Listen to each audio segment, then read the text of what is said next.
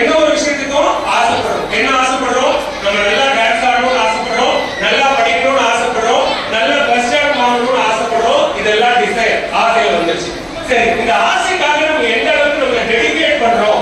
ரெண்டாவது D dedication, எவ்வளவு தூரம் நம்மை அர்ப்பணிக்கிறோம் அப்படிங்கிறது ரெண்டாவது. மூணாவது டி டிட்டர்மினேஷன், அப்படி நம்ம அதை அர்ப்பணிக்கும் போது எந்த அளவுக்கு உறுதியா இருக்கிறோம், டிட்டர்மினேஷனா இருக்கிறோம் அப்படிங்கிறது மூன்றாவது டி. நாலாவது டி டிசிப்ளின். இதையெல்லாம் நம்ம செய்யணும்னா நம்ம என்னவா இருக்கணும்? ஒழுக்கமா இருக்கணும். அவ்வளவுதான். ரொம்ப சிம்பிள்.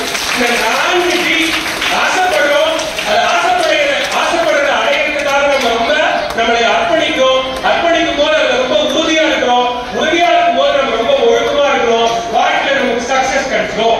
அவ்வளவுதான். இதுதான் நமக்கு வேணும்.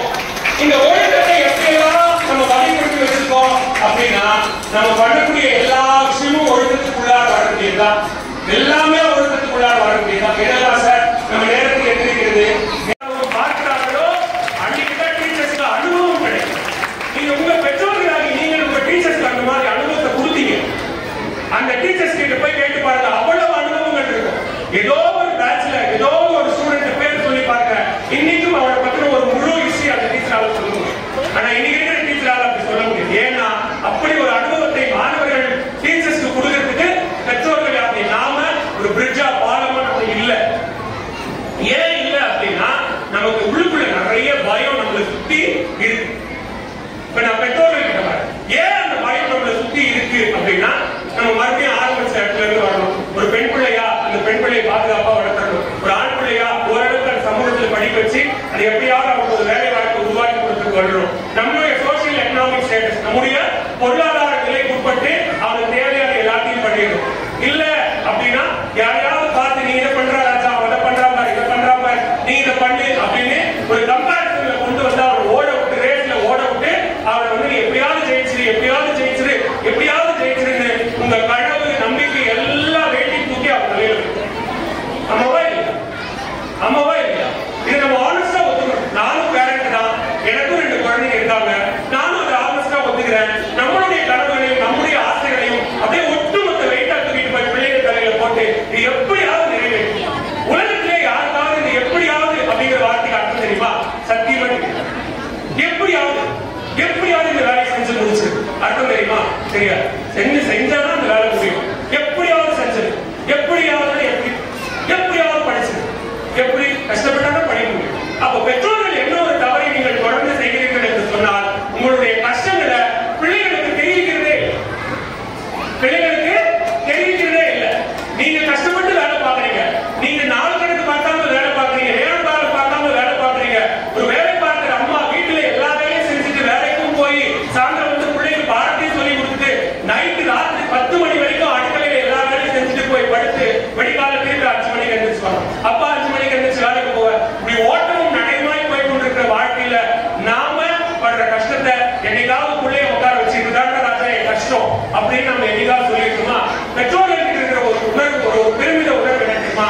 நான் பட்ட கஷ்டம் என் பிள்ளை பட வேணாம். இல்ல, நான் பட்ட கஷ்டம் என் பிள்ளை பட வேணாம். அவன் படிச்சு நல்லா இருக்கணும். அவன் படிச்சு நல்லா இருக்கணும் அப்படின்னா நீங்க படுற கஷ்டம் அவனுக்கு தெரியணும். நீங்க படுற கஷ்டம் அவனுக்கு தெரிந்தால் மட்டும்தான் அவன் வாழ்க்கையில் முன்னேற முடியும். நான் இவ்வளவு கஷ்டப்படுறேன், நான் இத்தனை மணி காலையில இத்தனை மணிக்கு எந்திரிக்கிறேன், இத்தனை மணிக்கு எந்திரிச்சு இங்கிருந்து இவ்வளவு தூரம் டிராவல் பண்றேன், டிராவல் பண்ணி அலுவலகத்தில் இதான் என்னுடைய வேலை, என்னுடைய ஒர்க்கிங் ஸ்டைல் இதான், ஒர்க்கிங் பேட்டர்ன் இதான். நான் ஃபேக்டரியில கிட்டத்தட்ட 8 மணி நேரம் 9 மணி நேரம் நிக்கிறேன், கால் வரைக்கும் நிக்கிறேன். நான் உழைக்கிறது மூலமா எனக்கு கிடைக்கக்கூடிய வருவாய் இவ்வளவுதான். ஆனா உன்னுடைய பீஸ் இவ்வளவு, உன்னுடைய கனவுக்காக இவ்வளவு செலவு பண்றேன், நீ கேட்கிற எல்லா பொருளையும் வாங்கி தருகிறேன் அப்படின்னு உங்க கஷ்டத்தை எல்லாத்தையும் உங்க பிள்ளை முன்னாடி ஒரு டெனாமினேஷன் போடுங்க. அப்படி கஷ்டம் தெரிந்து வளர்க்கிற பிள்ளைகள் தான், அப்படி கஷ்டம் தெரிந்து படிக்கிற பிள்ளைகள் தான் வாழ்க்கையில முன்னேறுவாங்க சார். நான் அடிச்சு சொல்றேன். நீ கஷ்டப்படாத ராஜா, எப்படியாவது படிச்சு அப்படின்னா படிக்க மாட்டான் சார். நான் உனக்காக கஷ்டப்படுறேன், நீ எப்படியாவது படிச்சிரு அப்படின்னா அவன் படிக்க மாட்டான் சார். நீ எப்படியாவது 10வது வரைக்கும் படிச்சு அப்புறம் ஒரு மாதிரி நல்லா இருக்கலாம். எப்படியாவது கஷ்டப்பட்டு 12th வரைக்கும் படிச்சு அப்புறம் நீ நல்லா இருக்கலாம். எப்படியாவது கஷ்டப்பட்டு ஒரு டிகிரி வாங்கிடு அப்புறம் வேலைக்கு போயிட்டா நல்லா இருக்கலாம். எப்படியாவது கஷ்டப்பட்டு ஒரு வேலைக்கு போயிரு அப்படி கல்யாணம் பண்ணா நல்லா இருக்கலாம். எப்படியாவது கஷ்டப்பட்டு ஒரு பிள்ளைய கட்டுக்கோ அப்புறம் நீ நல்லா இருக்கலாம். எப்படியாவது கஷ்டப்பட்டு ஒரு வீடு வாங்கிடு அப்புறம் நீ நல்லா இருக்கலாம். இதானே சொல்லப்படுது, இதான காலகாலமா சொல்லிட்டு இருக்கிறோம். ஆனா எப்பயும் கஷ்டப்பட்டு தான் ஆமாவா இல்லையா? கஷ்டப்படாம இதெல்லாம் கிடைக்குமா? கஷ்டப்படாம இதெல்லாம் கிடைக்குமா? கஷ்டப்படாம 10th நல்ல மார்க் கிடைக்குமா? கஷ்டப்படாம +2 நல்ல மார்க் கிடைக்குமா? கஷ்டப்படாம காலேஜ்ல சீட் கிடைக்குமா? கஷ்டப்படாம காலேஜ்ல மார்க் பாஸ் பண்ணி எல்லா பேப்பரும் அரியர் வைக்காம கிளியர் பண்ண முடியுமா? இல்ல அப்படியே பாஸ் பண்ணிட்டாலும் ஒரு நல்ல வேலை கிடைக்குமா? அப்படி நல்ல வேலை கிடைச்சாலும் நல்ல வரணும் மணமகனும் மணமகளே கிடைப்பாளா? அப்படியே கிடைச்சு கல்யாணம் பண்ணாலும் இதெல்லாம் நல்லா நடக்கும் அப்படின்னா முதல்ல கஷ்டப்படுது. இந்த கஷ்டத்தை நம்ம பிள்ளைகளுக்கு சொல்லி கொடுக்கணும். இந்த கஷ்டத்தை நம்ம சொல்லி கொடுக்காம பொத்தி வச்சு என்ன பண்றோம் அப்படின்னா நீ ஜாலியா நீ புதுசா உனக்கு என்ன இல்ல, உனக்கு ஃபேன் இல்லையா, ஏசி இல்லையா, லைட் இல்லையா, நான் எப்படி படிச்சேன் தெரியுமா அப்படின்னா அவங்க கேட்பானா. அதுக்கு நம்மளுக்கு ஒரு பேர் வச்சிருக்காங்க தெரியுமா? அந்த பேரு பூமரங். அந்த பேரு பூமரங். அங்கிள் ஆண் சொன்னா அங்கிள், பெண் சொன்னா ஆண்டி. அவங்க என்ன சொல்றாங்க அப்படின்னா இந்த பழங்கால கதைகளையே பேசாதீங்க அப்பெல்லாம் அப்படின்னு ஆரம்பிச்சாலே ஓடிடுறாங்க. அப்பெல்லாம் நாங்க எவ்வளவு கஷ்டப்பட்டோம் தெரியுமா அப்படின்னு ஆரம்பிச்சாலே தலைவரிக்கு ஓடுறாங்க. அவங்க என்ன சொல்றாங்கன்னா தயவு செய்து இந்த பழங்கதைகளை எல்லாம் பேசவே பேசாதீர்கள், எங்களுக்கு இந்த பழங்கதையெல்லாம் வேணாம், இப்ப என்ன நடக்கும் பேசுகிறாங்க. நம்ம தலைமுறையிடம் இல்லாத ஒன்று இந்த தலைமுறையிடம் உருவாகி இருக்கிறது.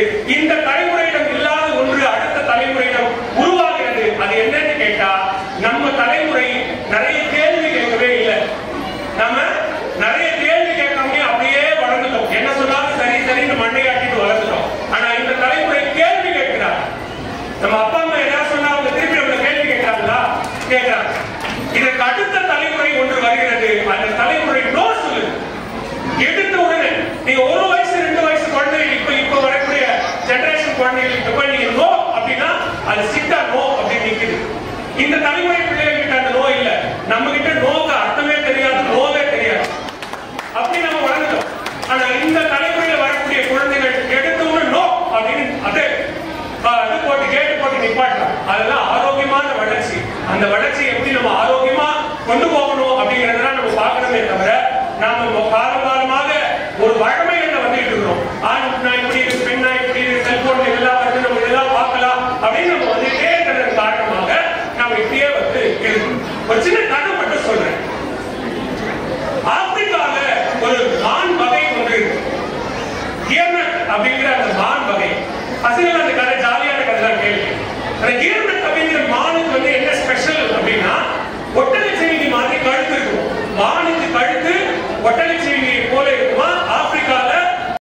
அதெல்லாம் ஆரோக்கியமான வளர்ச்சி.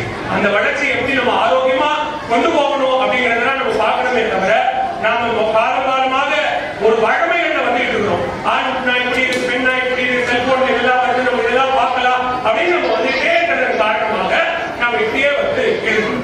ஒரு சின்ன கதை மட்டும் சொல்றேன். ஆப்பிரிக்கால ஒரு மான் வகை ஒன்று இருக்கு. கியர்னட் அப்படிங்கிற அந்த மான் வகை. பசங்க அந்த கதை ஜாலியான கதை தான் கேள்வி. அந்த கியர்னட் அப்படிங்கிற மானுக்கு வந்து என்ன ஸ்பெஷல் அப்படின்னா ஒட்டகச்சிவிங்கி மாதிரி கழுத்து இருக்கும். மானுக்கு கழுத்து ஒட்டகச்சிவிங்கி போல இருக்குமா ஆப்பிரிக்கால ஒரு குறிப்பிட்ட வனப்பகுதியை தவிர வேற எங்கேயும் அந்த மானை வந்து நம்ம பார்க்க முடியாது. அப்ப ஒரு மான் குட்டி ஒண்ணு புதுசா குட்டி போட்டுட்டா நம்ம வந்து அந்த மானை ரொம்ப பத்திரமா பார்த்துக்கிட்டு அதுக்கு பிராக்டிஸ் கொடுக்குது. அடுத்து என்னெல்லாம் பண்ணணும், எப்படி நடக்கணும், எப்படி எழுந்திரிக்கணும், எப்படி போகணும் அப்படிங்கறதெல்லாம் பாதுகாப்பா இருக்கக்கூடிய இடத்துல பிராக்டிஸ் கொடுத்துட்டே இருக்கு. அப்புறம் அடுத்த கட்டமா இறை தேடி செல்லும் போது அந்த குட்டியை கூட்டிட்டு போயிட்டு அந்த குட்டி கேட்டு என்ன இவ்வளவு தூரம் நடந்து போகணுமா இறை தேடுறதுக்காக அப்படின்னு கேட்கும்போது ஆமா வேற வழி இல்ல நடந்தா போகணும் அப்படின்னு சொன்னதுக்கு அப்புறம் இந்த தாய் போய் அங்க நின்று உயரமா இருக்கக்கூடிய செடிகள்ல தன் பின்னங்கால்களை பின்னால் ஊன்றி முன்னங்கால்களை ரெண்டத்தை அப்படி மேல தூக்கி அந்த கழுத்தை எட்டி மேல தூக்கி இறை தண்டையெல்லாம் பறிச்சு சாப்பிடு. அம்மா சாப்பிட்டு அந்த குட்டி கிட்ட சொல்லி இப்ப நான் என்ன பண்ணணும் அதை அப்படியே நீயும் பண்ண ட்ரை பண்ணு அப்படின்னு சொல்லு. இந்த குட்டி என்ன பண்ணுது, இந்த பின்னங்கால ஊன்றி முன்னங்கால தூக்குது. அதாவது தூக்க முடியல, வலிக்குது. கழுத்து தூக்கி அந்த இலையெல்லாம் சாப்பிடலாம் ட்ரை பண்ணுது, சாப்பிட முடியல. அவங்க சொல்லுது ஏன்னா ரொம்ப கஷ்டமான வேலையா இருக்கு, பசிக்குது சாப்பிடணும், ஆனா இது ரொம்ப கஷ்டமான வேலையா இருக்கு. கால் பின்னங்கால ஊன்னா வலிக்குது, கால் தூக்க முடியல, எனக்கு இலை தழையெல்லாம் எட்டல, அதான் கீழே நிறைய இருக்குல்ல, இலை தழையெல்லாம் நிறைய காய்ச்சி போயிருக்கு, கீழே விழுந்து இருக்குல்ல, நான் அதையே சாப்பிட்டுக்கிறேன் அப்படின்னு சொல்லுது. இல்ல வேண்டாம், நீ அப்படி சாப்பிட்டா உன்னுடைய உடல் ஆரோக்கியத்துக்கு அது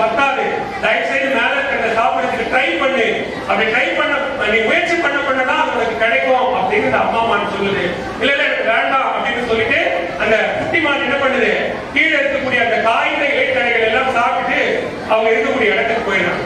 கொஞ்ச நேரம் கழிச்சு அந்த குட்டி மான் அம்மா மான் கிட்ட போய் கேட்குது, எனக்கு ரொம்ப தண்ணி தாகமா இருக்கு, என்னால தண்ணி தாகத்தை அடக்கவே முடியல, எனக்கு உடனே தண்ணி வேணும் அப்படின்னு கேட்குது. அதுக்கு அந்த அம்மா மான் என்ன சொல்லிட்டு, வேற இனரக மான்கள் எல்லாம் போய் ஒரு இடத்துல மொத்தமா ஒரு நீர்நிலையில போய் தண்ணி குடிக்கும், நீயும் அங்க போய் அவங்களோட சேர்ந்து தண்ணி குடிச்சுட்டு வா அப்படின்னு அந்த அம்மா மான் சொல்லுது. உடனே இந்த குட்டி மான் கேக்குது, இல்ல அவங்களுக்கு எல்லாம் வந்து வேகமா ஓட தெரியும், அந்த மான் வகைகளுக்கு எல்லாம் வேகமா ஓட தெரியும், சிங்கம் புலி ஏதாவது அடிக்க வந்துட்டு அவங்க எல்லாம் வேகமா ஓடி தப்பிச்சிருவாங்க, ஆனா எனக்கு கால்கள் பெருசு கழுத்து பெருசு, நான் எப்படி வேகமா ஓடி தப்பிக்க முடியும் அப்படின்னு அந்த குட்டி மான் கேட்கு.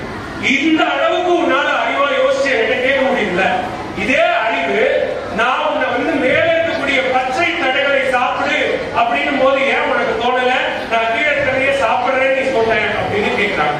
இல்ல என்னால கஷ்டப்பட முடியல அப்படின்னு.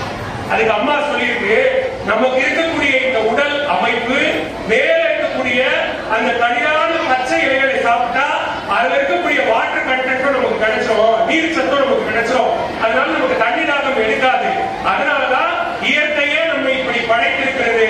அதனால அந்த மான் வேற நம்ம வேற, நீ இப்படி கஷ்டப்பட்டால்தான் வாழ்க்கை